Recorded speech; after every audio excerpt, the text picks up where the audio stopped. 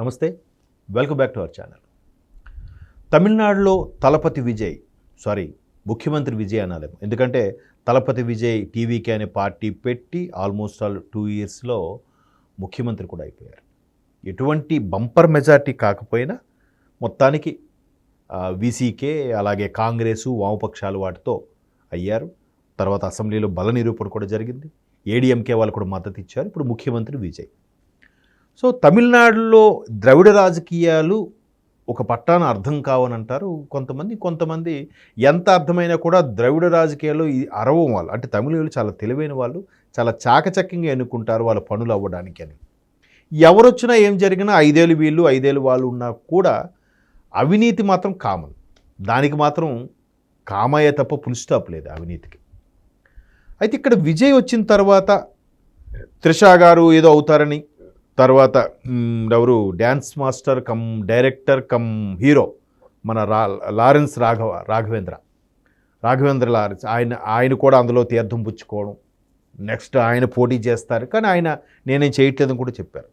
ఇదిలా ఉంటే విజయ్ పార్టీ పెట్టకముందు సుమారుగా ఒక 10 ఏళ్ళ కిందట అనుకుంటా, 10-12 ఏళ్ళ కిందట ఇప్పుడు సూపర్ స్టార్ రజనీకాంత్ గారు కూడా పార్టీ పెట్టాలి అనుకున్నారు. అంటే ఒక ఎంజీఆర్ స్థాయిలో పార్టీ పెట్టి ఆయన ముఖ్యమంత్రి అయినట్టుగా, ఇక్కడ మన ఎన్టీఆర్ గారు పార్టీ పెట్టి ముఖ్యమంత్రి అయినట్టుగా అవ్వాలనే ఆలోచనతో అనుకున్నారు. కానీ ప్రతిసారి కూడా ఏదో ఒక అపశకునం ఎదురవడమో, లేదంటే కార్యకర్తలు ఫ్యాన్స్ వద్దనడమో, లేదా ఆయన బాగా ఆధ్యాత్మిక చింతనలో ఉంటాడు కాబట్టి గురువులు వద్దని చెప్పడం, మొత్తానికి ఆయన విరమించుకున్నాడు.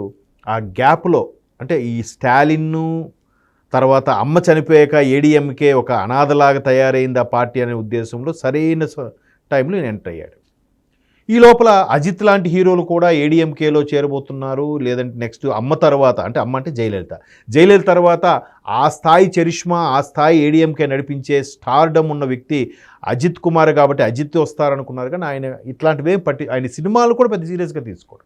ఆయనకి ఎంతసేపు ఒక ప్యాషన్, రేసులు, లేదా ప్రపంచాన్ని చుట్టి రావాలి, లేదా తన కింద టీం వాళ్ళకి బాగా చూసుకుంటాడు, పేదలకు బాగా సాయం చేస్తాడు, అన్నీ మంచి క్వాలిటీస్ ఉన్నాయి. కానీ రాజకీయాలు సినిమాలు కూడా పెద్దగా ఇంట్రెస్ట్ తీసుకోడు. సో ఆయనకి ఎక్కువగా ప్రెజర్ చేయలేకపోయారు. ఈవెన్ అమ్మ కూడా పిలిచారు కానీ అప్పుడు ఆయన తిరస్కరించాడట. సో ఇప్పుడు విజయ్ వచ్చారు, సక్సెస్ అయ్యారు. నెక్స్ట్ ఏంటి? ఎందుకంటే స్టాలిన్ డిఎంకే పార్టీ అధ్యక్షుడు కరుణానిధి గారి తర్వాత ఆ లెగసీ మెయింటైన్ చేస్తున్న మాజీ ముఖ్యమంత్రి మొన్న ఘోర పరాభవం, ఓడిపోయాడు. ఆఫ్ కోర్స్ ఆయన తనయుడు ఉదయనిధి స్టాలిన్ ఇప్పుడు ప్రతిపక్ష నేతగా ఉన్నారు.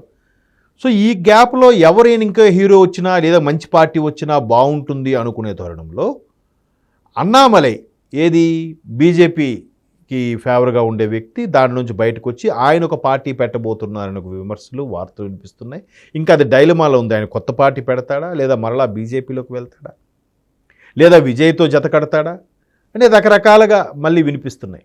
అయితే మరలా విజయ్ ఉంది, స్టాలిన్ వీళ్ళందరూ వెటరన్ నాయకులు అయిపోయారు. ఉదయనిధి స్టాలిన్కి అంత స్టామినా లేదు. నెక్స్ట్ విజయ్కి పోటీగా ఆ స్థాయి ఎవరో ఒకరు రావాలి. ఎవరు అంటే ఇప్పుడు కొత్తగా వినిపిస్తున్న పేరు మరొక సూపర్ స్టార్ తమిళంలో ధనుష్. ధనుష్ మనకు తెలుగు రాష్ట్రాల్లో కూడా సుపరిచితుడే, సౌత్ బాలీవుడ్లో కూడా మంచి నేమ్ ఫేమ్ ఉన్న సూపర్ స్టార్. అయితే ఈయన రజనీకాంత్ గారు అల్లుడు ఒకప్పుడు, ఇప్పుడు కాదు. పెద్ద కూతురు వివాహం చేసుకున్నాడు, పిల్లలు కూడా పెద్ద అయ్యారు, ఇప్పుడు విడాకులు తీసుకున్నారు, అది వాళ్ళ వ్యక్తిగతం. అయితే రీసెంట్గా ఈయన కూడా పార్టీ పెట్టబోతున్నాడని ఒక టాక్ వచ్చింది. లేదు ఈయన డిఎంకేలో చేరబోతున్నాడని కూడా ఒక టాక్. రీసెంట్గా ఆయన ఒక 10 రోజుల కిందటో 15 రోజుల కిందటో లేకపోతే నెల కిందటో స్టాలిన్ డిఎంకే అధ్యక్షుడు స్టాలిన్ గారిని కలిశారట. చాలాసేపు సుదీర్ఘ సమాలోచనలు జరిగాయి. అయితే స్టాలిన్తో కలిసి ప్రయాణిస్తారా, కొత్త పార్టీ పెడతారా అనే దాని మీద కూడా చర్చలు. ఎందుకు? ధనుష్ ఒకవైపు సినిమాలు చకచకా చేసుకుంటూనే తన యొక్క ఫ్యాన్స్ అసోసియేషన్లు ఏవైతే ఉన్నాయో వాళ్ళందరితో కూడా రూరల్ ఏరియాలో సర్వీసెస్ కూడా చేస్తున్నారు, ఏదో సమ్ ట్రస్ట్లా పెట్టి. ఇది కాకుండా ధనుష్ కెరియర్ స్టార్టింగ్ నుంచి కూడా చాలా విమర్శలు ఎదుర్కొన్నాడు. ఒక సాధారణ సమ్ డిస్ట్రిబ్యూటర్ ఎగ్జిబిటర్ కొడుకు ఆయన, అంచెలంచెలుగా ఎదిగి బక్క పర్సనాలిటీ. ఈయన హీరో ఏంటి అన్నారు, కానీ స్టార్టింగ్లో ఆయన చూసిన ఆయన యాక్టింగ్, ఆయన సినిమాలు చూస్తే బ్లాక్ బాస్టర్. రజనీకాంత్ లాంటి వాళ్ళే ఎవరా కొత్త కుర్రాడు చాలా భలే చేస్తున్నాడు, ఒకసారి కలవమని చెప్పండి అని చెప్తే ఆ తర్వాత ఆయన అల్లుడయ్యాడు అనుకున్న వేరే విషయం. అంతటి స్టార్డమ్ వచ్చేసింది మన ధనుష్కి. అలాగే ఆయన చాలా స్టోరీ డైరెక్షన్లో కానీ ప్రొడ్యూస్ చేయడంలో కానీ, ఆ తర్వాత కొన్నాళ్ళకి ఆయనకి తల్లిదండ్రులు, ఇప్పుడు ఉన్న తల్లిదండ్రులు వాళ్ళు కాదు, మేమే అసలు తల్లిదండ్రులు, మేము పెంపకానికి ఇచ్చేసాము వాళ్ళ పిల్లలని చెప్పుకుంటున్నారు, ఇప్పుడు మా పిల్లని మాకు ఇవ్వండి అంటే మమ్మల్ని మోసం చేస్తామని చెప్పి కొన్నాళ్ళు అదొక రభస జరిగింది. మరికొన్నాళ్ళు ఇండస్ట్రీలో చాలా కథలు ఉన్నాయి, కథలన్నీ ఈయన కొట్టేసి ఈయన రాసేశాడు, ఈయన కథలు కావు మా కథలు అని చెప్పి మరికొంతమంది వచ్చారు. ఇలాగా ధనుష్కి ఎంత ఫ్యాన్ బేస్ పెరిగిందో విమర్శలు కూడా అలాగే పెరిగాయి. అంటే ఈయన ఎదిగిపోతున్నాడు అని చూసి ఓర్వలేక తమిళనాడులో ఉండే అతని యొక్క సామాజిక వర్గం బలహీనంగా ఉండడం చేత ఈ విధంగా ఆయన మీద విమర్శలు చేసి వెనక్కి లాగే ప్రయత్నం చాలా చేస్తే ఆయన గోడ కొట్టిన బంతిలాగా ఇంకా పైకి వెళ్తున్నాడు. ఒక విధంగా నేషనల్ లెవెల్లో మంచి దాన్ని ఏమంటారు ఉత్తమ నటుడుగా ఉండే క్వాలిటీస్ అన్నీ కూడా ధనుష్లో ఉన్నాయి. అయితే ఇప్పుడు అదే ధనుష్ తన యొక్క టీము, తన యొక్క ఫ్యాన్స్ కూడా తమిళనాడులో ఉండే 38 జిల్లాల్లో రూరల్ ఏరియాస్లో ఒక ట్రస్టీగా పెట్టి శరవేగంగా సర్వీసెస్ చేస్తున్నారు. విజయ్ గవర్నమెంట్ అంటే సినిమా వాళ్ళ గవర్నమెంట్ వచ్చినా కూడా ఇక్కడ కళాకారులకి ప్రోత్సాహం లేదు, సరైన పనులు జరగట్లేదు అనే కోణంలో ముందుకి ప్రొజెక్ట్ చేసే ప్రయత్నం చేస్తున్నారట. సో ఖచ్చితంగా అలా ప్రయత్నం చేసినప్పుడు దానివల్ల లబ్ధి ఎవరికి చేకూరుతుంది? వేరే ఆల్టర్నేషన్ ఉండే హీరోకి. ఆ ఆల్టర్నేషన్ హీరో ధనుష్ ఎందుకు కాకూడదు? సరే ఇప్పుడు కాకపోయినా 2026లో సీఎం అయ్యాడు కాబట్టి మళ్ళీ నెక్స్ట్ 2031 ఈలోగా జమేలి ఎన్నికలు వచ్చాయి అనుకోండి, మేబీ 2029కే అవ్వచ్చేమో. ఈ జమేలి ఎన్నికల్లో మరొకసారి గవర్నమెంట్లన్నీ బర్తరఫ్ అయిపోతే అందరికీ కామన్గా జమేలి ఎన్నికలు తమిళనాడు కూడా అయితే అప్పుడు తమిళనాడులో 29 సరికల్లా అంటే సరిగ్గా ఇంకొక 2.5 ఏళ్ళు 3 ఏళ్ళు ఉంది.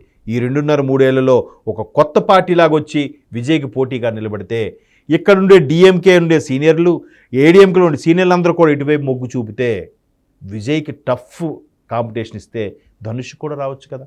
తమిళ కాన్సెప్ట్ కూడా ఒక 5 ఏళ్ళు కరుణానిధి, ఒక 5 ఏళ్ళు జయలలిత, ఒక 5 ఏళ్ళు కరుణానిధి, ఒక 5 ఏళ్ళు జయలలిత, ఇలాగ మారుతూ వస్తున్న ప్రభుత్వం.